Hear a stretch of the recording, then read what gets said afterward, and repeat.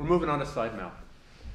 You really have to understand side mount. This is kind of the launching pad for a lot of your other game in Brazilian Jiu-Jitsu. And there's a lot of variables. So you'll soon see my arms can be doing different things, my legs can be doing different things, my hips can be doing different things, and my body can be doing different things. Each of these changes the game, changes his options on the bottom, changes my options on top. So it's probably the most complex of the top positions.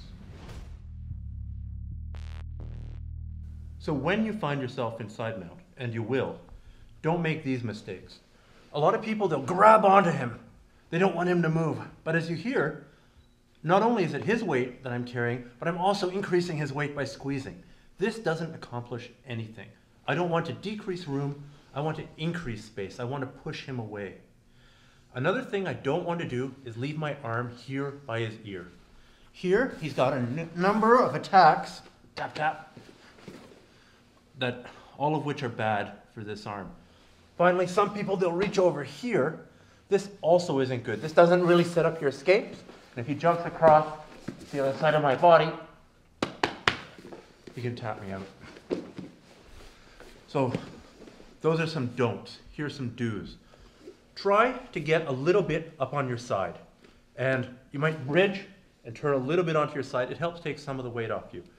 This hand goes in one of several places.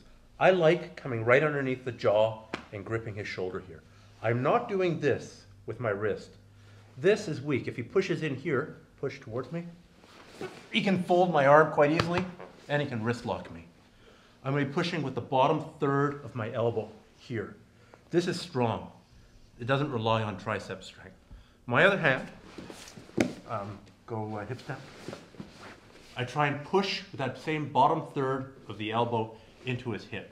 Here and here, now I'm not using a lot of strength. I would be if I was using the front part of my hand, but down here, it's all structural strength. I can keep him off me a bit, and I can set up my escapes. Another good position is if I can come underneath here. It's almost the same thing. I'm pushing with the bottom third of my arm here, and the bottom third of my arm here. A related position is as he tries to circle this arm back, is the X block.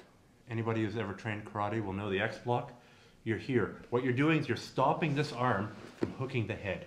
This is a transitional position. You really have to adjust to his energy. You have to track him, but that's okay. I mean, this is a transitional game. The final posture, come around here, I want to talk about is where you take this hand, you leave it on the hip, and you take your other hand and you come underneath his armpit here. That makes this arm fairly safe from attack.